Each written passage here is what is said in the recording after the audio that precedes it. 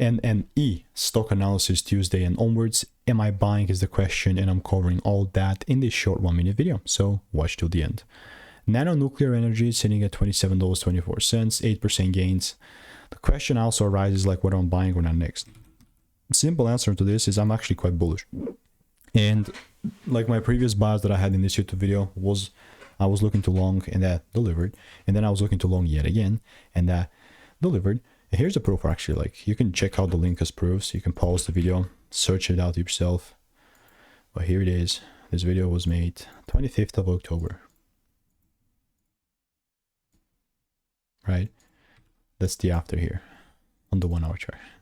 I mean, you see, right? And here I'm looking for another long, but I mean, technically this is still the exact same thing that I'm looking at, but now since we have a lot more data or candles that have already showed up, I've seen the first break, and then if the price pulls down and gives me a second break, then and only then this is also something that I'll start buying. So I will continue to keep you updated. If you want to make more money trading in a simple and lean way, click the first link in the description. It's a free newsletter.